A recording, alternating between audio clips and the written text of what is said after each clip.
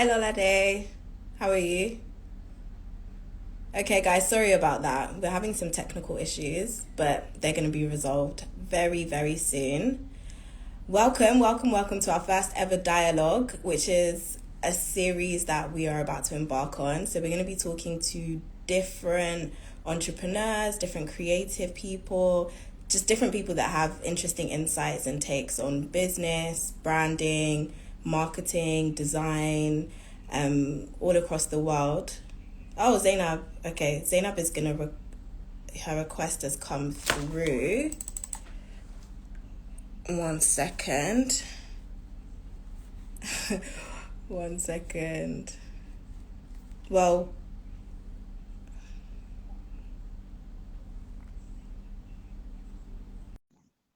is it working? I've accepted Zainab. Hi, we Hey, how are made it. you?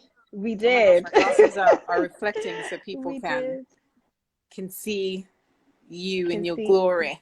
Let me take it off, yeah? Do you your like my glasses are glasses, cute. Angela?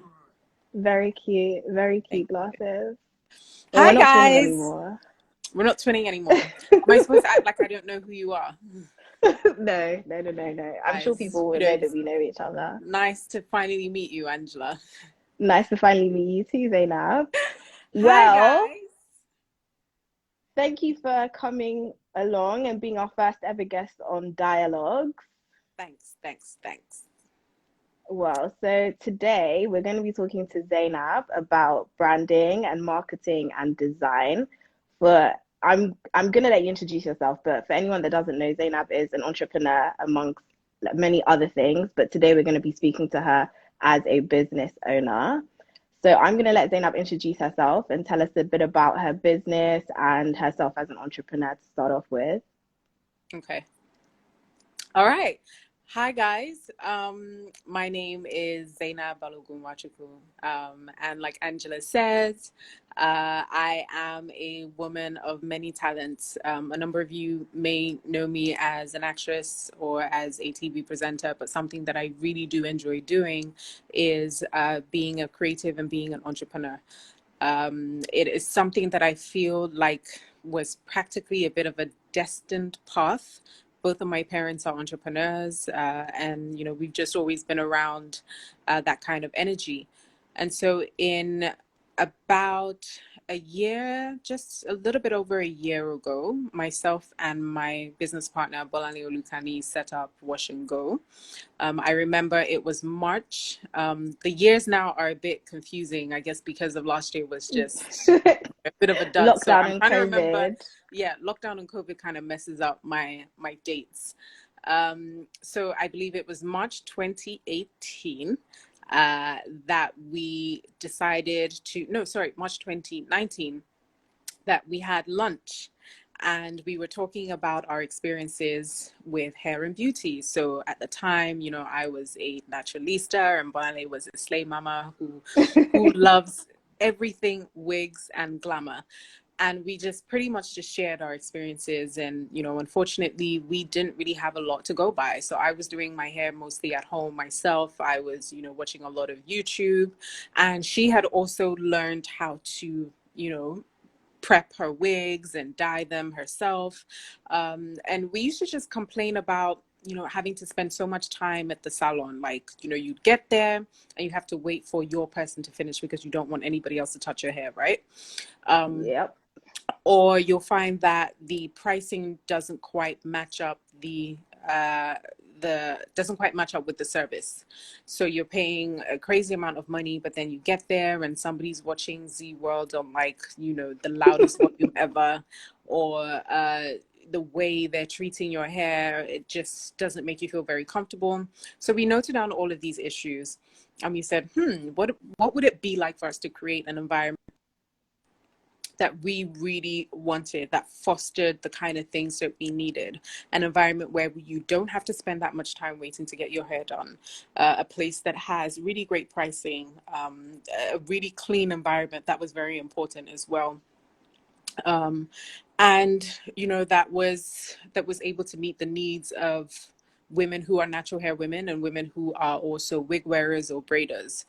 And out of that, we were able to sort of birth Wash and Go as a simple concept hair salon, a space where we do not offer full services, but we are very particular about the services that we offer. And by doing that, by stripping away what we offer, it means that we can sort of fix some of those issues. So, for example, by not offering full services whereby we're doing wigs or we're doing extensions and things like that, it means that we can get our clients in and out of the salon within 2 hours, because that is our promise. It means that, when we strip back again, there are no add-ons, there's no fluff, therefore the pricing also makes sense for you as well. It means that we can, create an appointment system whereby we encourage our clients to just embed themselves into the culture. And it's been a little bit over a year now. And I mean, setting up the business was no easy feat at all. Like, service business is not a joke, but it has been very rewarding. We have learned so much about what it means to be an entrepreneur, and I've had quite a bit of, Bonnie and I both have had quite a bit of experience in service and retail and customer service. I think it's what I did pretty much as a teen while I was in uni, but doing that in Nigeria, it's very different. But yeah, I've enjoyed every bit of it so far. So that was a great intro. You've already said a lot in all of that, but I want to delve in a bit deeper into branding and design. So Okay. as a branding guru myself, I love all things branding.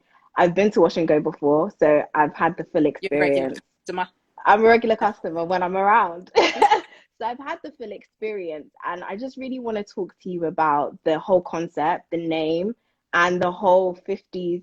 Is that the right era? 50s. That whole Yes. Greece, yeah, 50s, the whole design and the branding and keeping the branding consistent. So when you came up with this idea, you wanted to get into the natural hair space in Nigeria. Might I add, Africa, customer service, we'll come back to that. Mm-hmm. So when you came up with the idea of Wash and Go, did you have the idea of the 50s branding already, or was that a process? How did you manage that process, and how have you been able to keep that consistent? Okay. So I'll just correct, because we do get mistaken as a natural hair salon, but we're not. What we do is we use healthier techniques to help, all of our Okay. clients, whether or not you're natural or you're permed. We, it's not that we are against braiding or extensions, but we just want to focus more on helping you take care of, what's under the wig and Your what's actual hair, in the yeah. braids. So in terms of the branding, when we came up with, I love everything branding and, and marketing. And I, I just wanted to be able to create something that could easily be lifted if we were to franchise our business and go to the States or go to the UK or any other country outside of Nigeria. I wanted something that had an international outlook, and that meant paying attention to every bit of detail. So from our choice of colors in our logo, I don't know if I should talk about that now or wait No, no, till. no, go ahead. Okay. Talk about So it. in terms of the choices of the colors of our logos, we're very, very particular. And we worked with, a designer, a young designer who's really good. I'm not sure he's probably going to be watching this. His name is Adeosh. He We know him too very well at basically Dialect. He's helped very us. good. Yes, I know you do.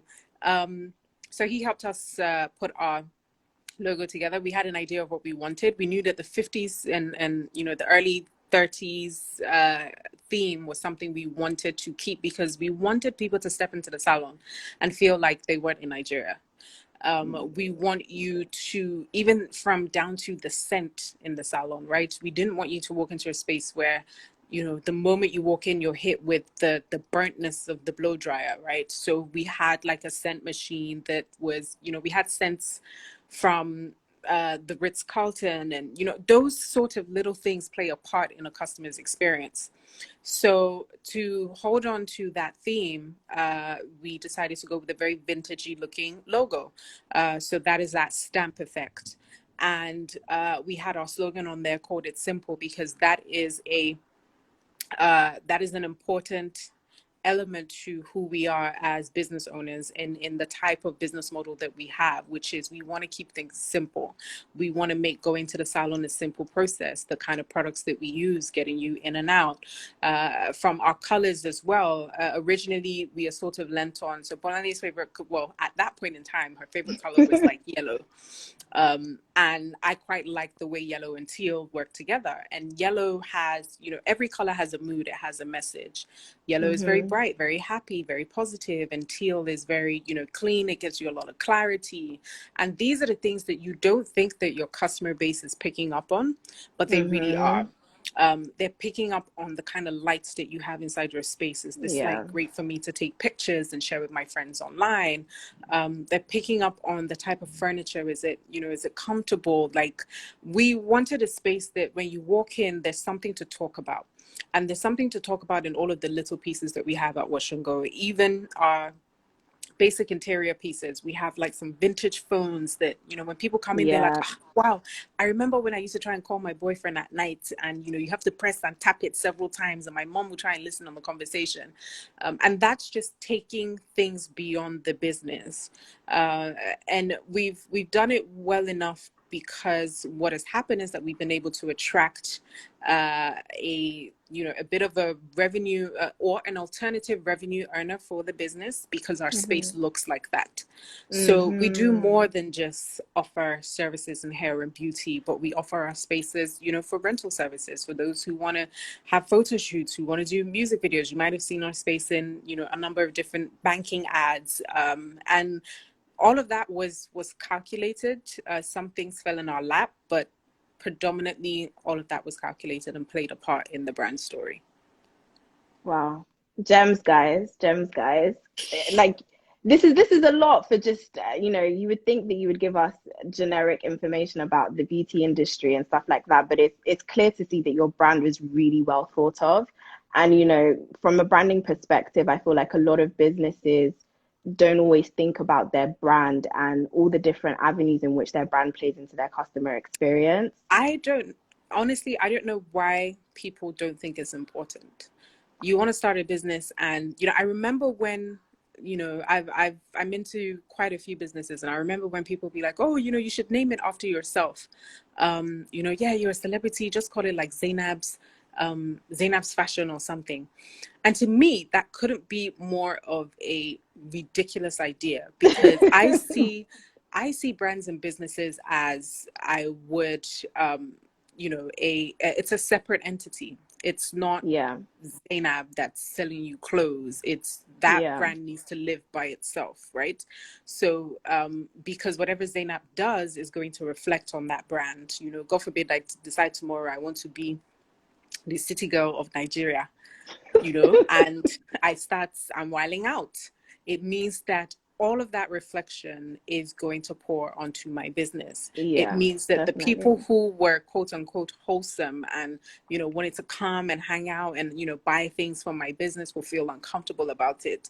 So, I think one book that I would recommend for people to read, it changed my life, is a very short book. You can get it from Amazon.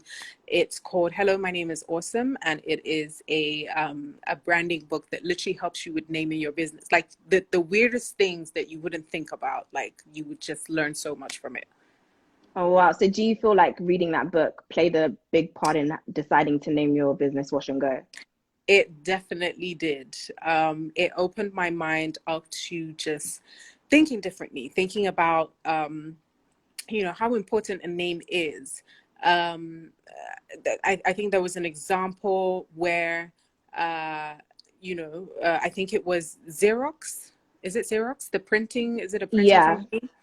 And, where she talks about, for the longest time, nobody knew how to pronounce it because it started with an X. And they thought they were being really cool and edgy. And she just thought, this is not it. I mean, eventually people were able to catch up. And I use a particular formula that she uses that, you know, allows you to create a name that is memorable, that is short, that sends the right message, and that leaves a lasting impression. Okay, well, I'm gonna put the name of the book in the comments at Yes, some point. please. So all business owners that need some help with naming their business, go and read this book. So I want to talk to you about Okay. design and functionality. So for anyone that's been to Wash and Go, you walk into Wash and Go, you have the whole 50s theme going on, very nice. It smells great in there. You've got the checkered floors. And then you start to notice things like the lampshade made out of rollers. I wish Mhm. I could show you right now. I don't What know is if there's the a way to what show. is I had tried to there's a way on Instagram where you can put slides up, but it's not working for me right now. But Okay. anyone go to at Wash and Go and you'll see loads of lovely pictures of the interior of the salon. So you go into the salon, it smells lovely, you're greeted by the lovely staff there, and I noticed that the lampshade is made out of rollers, and Mm. then the hooks that you put your belongings on, they're like scissors. And then what stands out to me is the multi-purpose unit. So you do everything in one space. You wash your hair, you look in the mirror, you dry your hair, everything is in one place. So Mm. talk me through how you came up with that. Was that something that did you conceptualize that before the business, or as you, I guess, maybe were looking through your customer's experience and a USP, did that come about? It was definitely before the business, because everything that we all the design and and functionality elements were as a result of trying to provide solutions to the problems that we found in our market research. So, like I said, timing was something that a lot of women complained about. You know, they would spend so much time in the salon waiting for the right hairstylist, and they wouldn't be able to go on with the rest of their day and do what they needed. So we decided to use the two-in-one station. So that is it's basically a station whereby you can style and wash your hair without leaving your seat. So everything gets done in that seat that you're on.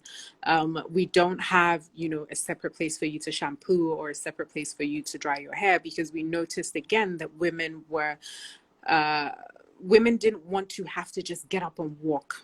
You know, you have to Mm-hmm. walk somewhere and then you're dripping, and then you have to carry your bag because you're not comfortable that if you leave your bag in one place, you're going to find your items there. So we decided to keep everything in one place. That meant that we're not only meeting our customers' needs, but we were able to cut back on time as well. We were also able to cut back on costs, because it meant that we had to use certain type of dryers, like tabletop dryers and steamers, and that were actually that again were able to sort of provide a healthier alternative. So, for example, with our steamers, they do look very vintagey. They are like that old tabletop kind of style, and it's a bonnet steamer. So if you go to other salons, you will find yourself having to sit in those typical general Under the steaming hood, yeah. units under the hood, where all the heat is literally just pouring out onto your face, onto your clothes, and then sometimes you get those dryers that are dripping and don't work very well, or you get shocked from them. And so we decided to go with the bonnet Mm, steamers that, again, because it's trapping the heat, it means that you don't have to sit for the 30 minutes that you would have to sit in another salon. You can sit for 10 minutes. mm-hmm. And I can just check that box of, am I providing the right service? Is it a healthy technique? And does it get my client, you know, through the door? So even down to the scissors that you're talking about that we put up on the wall that allows you to hold your handbag and stuff. The smallest thing can make a client, you know, feel good or irritated. If they are Yeah. giving you their handbag and you're just dropping it on a chair, or you're trying to drop it on the floor, um, Mm-hmm.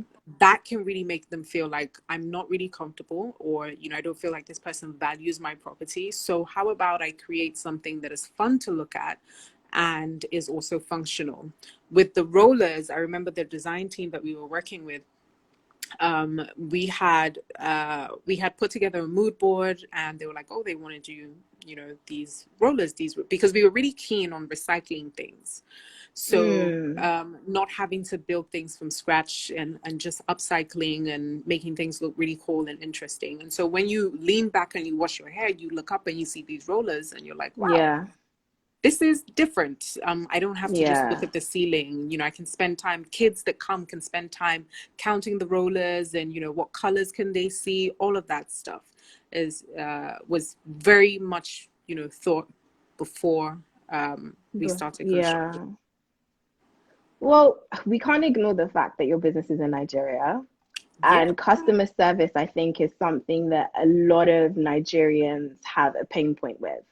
So Mm. it's just really interesting to me the amount of intentionality that's gone into the design and the branding, which in turn has like made the customer experience, more pleasurable, more functional. So I guess, what do I want to ask now? I'm think with For you to have gotten to the point you got to with the business, a lot of market research had to clearly have been done in terms of identifying your target market, Mm-hmm. knowing what their pain points were. So when you decided to go into this industry, did you already have an idea of who these people were? And how did you go about, collating enough research from the right places and then turning this into a strategy? So we had developed a customer profile. And and it's all good and well. You have all these great ideas, and then when you finally get into it is when you realize that I may have to tweak this here and there. And we did find that we needed to do that. We did our market research with over 300 women. It was online, across ages from 18 to about 60, 65. And everybody has different needs. We definitely, I remember the phases where we were sort of moving into a natural hair phase, and we are like, okay, this is a bit too much. We need to make sure that while there is this energy for women to go natural, where I can't deny that in the last 2 years, like, women have gotten so much, have gotten a lot more comfortable with rocking their own hair. We cannot displace the fact that this other market is there. This other market of women who do want to look a bit more glamorous and do want to use extensions and whatnot. But I would say that we were and are still constantly adapting. Yeah. COVID was really, the lockdown, sorry, was really tough for us because we did lose our biggest revenue earner. And we had to figure out how can we continue to make money without, again, transferring all the costs onto the clients. And what I think is that sometimes is that people are used to people just doing business in Nigeria. And I say it like that because somebody will wake up and they have access to money and they say, I want to set up a salon. Our Yeah. first year, even down to now, Bolani and I were there literally every single day. And Yeah. people will come and they'll be like, oh, I'm actually surprised to see you here. Or they'll be surprised that I'm washing hair, or I'm loosening somebody's hair, or we're part of the process. Because we just knew that in Nigeria, you cannot afford to just remove your feet from the pedal. You have to be intentional. We talk about the hospitality environment, and the industry here, and we look at a lot of the restaurants and stuff that are doing really well that we love so much are run by foreigners, and it's Yeah. because, again, the attention to detail and how much effort they put in, and they're there every single day. They're Yeah. there constantly training. So it's not easy. I don't know if I would ever have or go into another service-based business because service is extremely tough. The customer service I was delivering and doing in London is very different to the kind of customer service I'm having to deliver and do right now. Yeah. But like I said, I've stretched so much. I know, Bonnie, we have become, and it's not even easy, having a business partner or trying a venture together with your friend, but it Yeah. definitely eases the burden that comes with it. So it's been an experience. It's been an experience. It sounds like it's been an experience.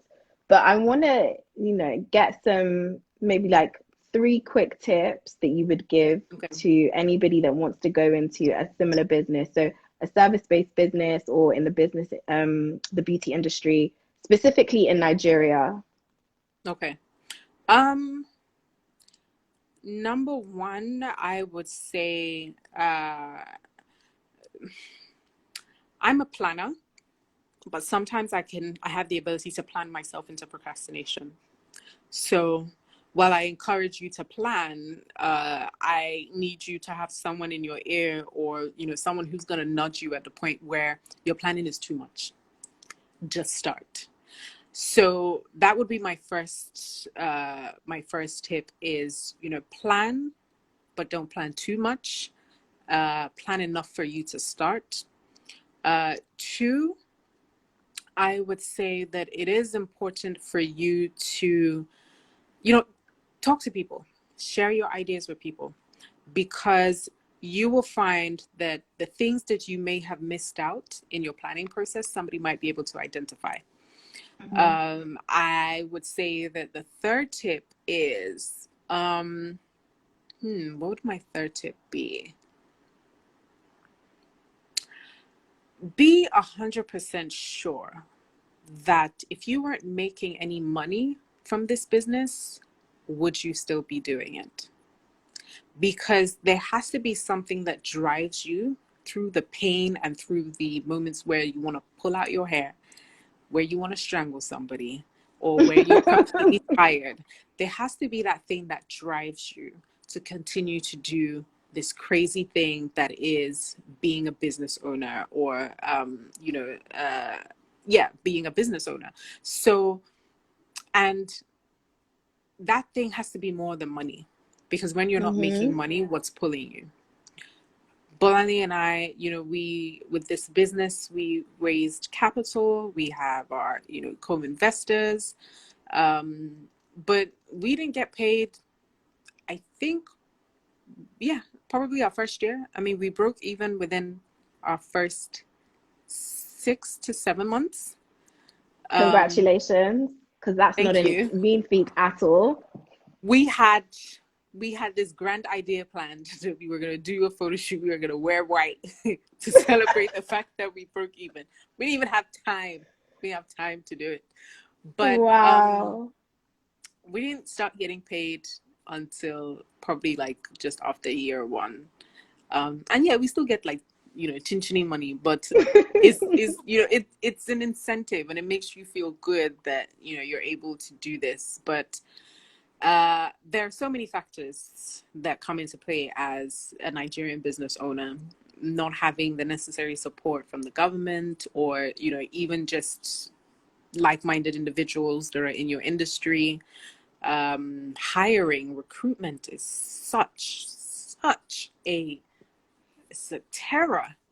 How have you been able to navigate that? Because I know that's a really big deal. Every single day we're still navigating. I'm not really bothered about what anyone thinks about what I'm about to say, but I'm speaking from experience. When Buhari said that Nigerians were lazy, I understand what he means by that, because there is a mentality. That's very controversial. We have a sense of entitlement as people, as young people. Sometimes we don't have the work ethic that is required to get to where we want to get to. You see somebody driving a nice car, and you don't think that that person has had to stay awake, or that person has had to lose money, or that person has had to, lose so many deals, or, they've had ups and downs. You just see the finished product. And it's our fault as entrepreneurs. It's our fault as, quote unquote, successful people. We don't share the difficult moments. We don't share that the day when, somebody's supposed to be at the salon and, they don't show up. And so I have to rush from somewhere to go and cover. And then you now ask them and you say, hey, why didn't you show up to work? I mean, I've had somebody literally tell me that, they didn't feel like working. Seriously? Yeah. And that was it? They didn't feel like working? Yeah. She said, she didn't feel like working today. And I was like, you what? I just said, okay, I'll call you back. Okay. Did she return after that? No, she did not. But those are the kind of madness, you know, that you hear. Or, you know, somebody will tell you that, oh, you know, you've given them several advances for them to be able to come to work, and, you know, they get paid. Then 24 hours later, they're like, oh, they don't have any money to come to work. And you're like, what's happening? What are you doing with your money? And they're like, oh yeah, you know, I had to borrow, I borrowed somebody money and I'm waiting for them to pay them back. Why would you borrow somebody your entire salary and then you cannot come to Yeah. work? So there's a lot of unlearning that needs to take place. Mm-hmm. You know, we try and encourage our girls to be able to save money. You know, we have a new system that we use because we understand that when they go home, sometimes these young girls are taking care of entire families. So when they Mm. go home with their salary and they hear, okay, you brought home, you know, 70K today or 60K today, that money's Mm-hmm. gone. They don't have anything for Yeah. themselves. So we've implemented a system whereby we're able to save a little bit of their salary so that they do have something for themselves.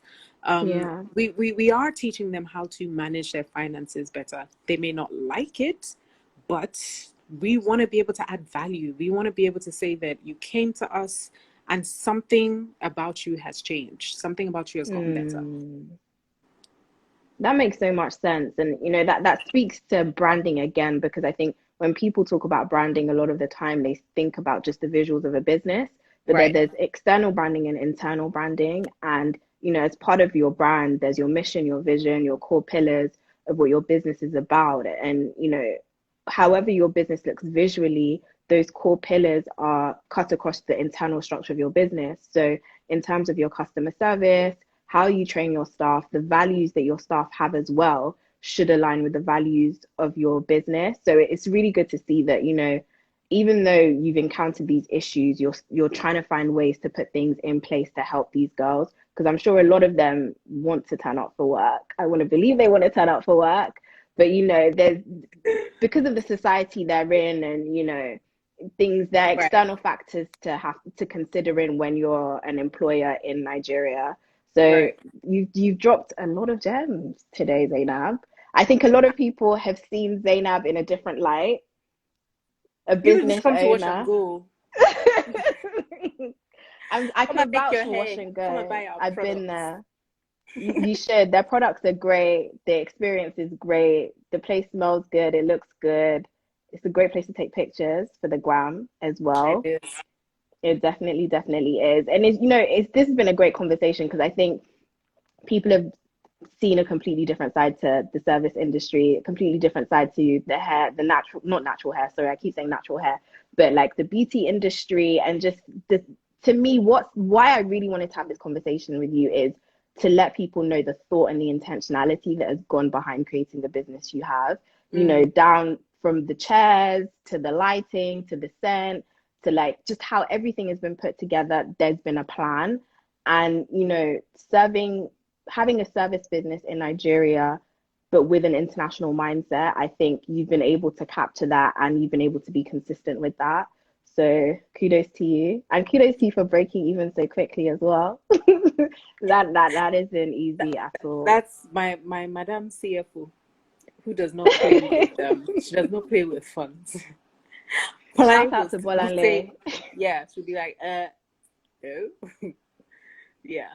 So it's been a great journey. It's been a great journey. So It, what do we have, or what should we expect from Wash and Go? oh gosh. I mean, we have our product lines which we introduced a couple of months ago. And they've been doing really well. That is our rescue range. So we have our scalp soother oils, which is great for women who are trying to grow their hair, trying to stimulate growth, and also have like scalp irritations like dandruff and flakiness. We have our hydration mist, which we just introduced about a month ago. So that's a really great hydrating product, and it's great for detangling your hair. We now have our satin pillowcases, which again Mm-hmm. help women to pretty much create the best environment for their hair when they're asleep. So you don't have to wear a bonnet, you don't have to wear a scarf or something that's going to cause friction, especially alongside your edges. You can use the satin pillowcase, which is just perfect for retaining moisture as well. I reckon, you know, we will continue to work on some other formulations and other products. I mean, we were in the middle of sorting out our NAFDAC certification. That alone as well is another kind of stress that is for another day. But you know, we're trying to get our products into other locations. Right now, we do directly ship our products to clients nationwide, and even we actually have a stockist in Canada. We're looking for more stockists. Ooh. So if you have a store, a mall, or something, and you're interested in stocking our products, you can get through to us and send us an email at mywashandgo@gmail.com, or you can slide into our DMs at mywashandgo. And we are okay. I don't know if we're going to take questions after, because I'm seeing some questions. Yeah. But yeah, those are the things we may. I mean, we were talking about another location at some point last year, but then COVID. So I don't know. You might see us franchising somewhere or something. So just pray for us. We shall keep you in our prayers. And Yeah. with all these nuggets you've given us, you need to start like some sort of like business, Life with Z. Life with I Z, know you have yes, Life you with Z can. going on. Yeah, we talk about money, hustle, self-development, branding, and all that goodness. So you guys, again, can check us out at the Life with Z. You can also follow us on YouTube, where, you know, I just talk about and things that I wish that somebody was able to share with me when I was Yeah. starting out. Because unfortunately, sometimes we have a bit of a culture of hogging information, and it's like you can't die with the knowledge that you have. So you might as well just share. So I will drop the handle for that, as well as the handle for the salon. Yes, please do. Please do. And then okay, let's go into taking questions before we wrap up. I know Okay. there was a question about what are the bottlenecks NAFDAC has put you through before, I guess. Yeah. So when we were doing the process, you know, a lot of the application process is now online. I remember, was it around last year, November, that they had a bit of a promo going where there was a discount to the main fee that you pay to begin the process. But NAFTAC has a lot of rules, which, I mean, yes, I guess, you know, there are reasons for these rules. And then they also have some rules that I feel like just make things difficult and are a bit archaic and unnecessary. So we have to, you know, change certain things on our labeling. We have to remove certain things, or, you know, they have certain restrictions in place whereby if you're producing even say 20 or 30 units of something, the requirement is that you need to Yeah. have a space that is essentially like a 2 to 3 bedroom house or something to be able Oh to produce wow. that, because you have to have different rooms for different things. So there aren't a lot of reservations made for, you know, micro businesses or even small businesses, small scale businesses. Because if I'm making 30 units a month, where on earth do you think I'm going to get money to rent like a space that has 3 different rooms? Yeah. Rent alone, you know, if you're looking at renting a space in Lekki, some go for 4 million, 5 million. So it's not really favorable. It was a very tedious process, but we like to follow the rules as best as we can. Okay, do you have any like quick tips for anyone who's going through that process? Gosh, it's just a lot of research. If you can find somebody who has either done it, that is willing to share information, looking within your network, you never know, just drop somebody a message, an email, even contacting NAVDAC yourself. I know that sometimes we feel like we shouldn't, you know, you're not going to get a favorable response because somebody's just going to tell you nonsense when you call them. But, you know, call. Every step that we took, even from registering the business, doing our TIN, our FIRS, everything, we did that ourselves. And, you know, in the process, I was able to discover that, this thing isn't really that hard to do by yourself. You don't have to pay somebody to do it for you. It's just a money-making scheme for some people, and it takes a lot more patience. Yeah. Yeah, yeah. So someone has asked, did you outsource the market research pre-starting your business? Yes, we did. We did the market research survey. After we had sort of figured out what the idea was, then we put the survey out. Okay. Yeah. Somebody else has asked, how has the location impacted Wash and Go success? Really well. I think we're located at ST Plaza, which is on 40B Adebayo Dorothy, also known as Road 14. So we got in while Road 14 was saying, on a medium level commercial street. So there were, some malls and stuff. But now that we look at Road 14, there's malls everywhere. So we got in at a good time. Mm-hmm. And I think it's been really good. It's been really good. The location made sense. Interesting. Let us see what else people are asking. Okay. Is there any way women business organizations like WimBiz have been able to cater to some waivers you faced as a budding entrepreneur? Okay, is there any way business organizations like WimBiz have been able to cater to some waivers that I face? I would not say that I have personally interacted with any sort of women's based business platforms that have been insightful. I know that there are many that are. Um, my issue is that, I'm a bit cheap as well, so I don't want to pay for stuff. So if I don't want to pay for stuff, then I'm stuck with going to try and figure it out myself. Yourself, yeah. Yes, there are some courses and things that you can take that you will definitely learn from, that you have to pay for, and there's some that are free. But yeah, I'm always pocket conscious. Mm-hmm. But yeah, you can check out those guys and also do the grind work yourself. Okay.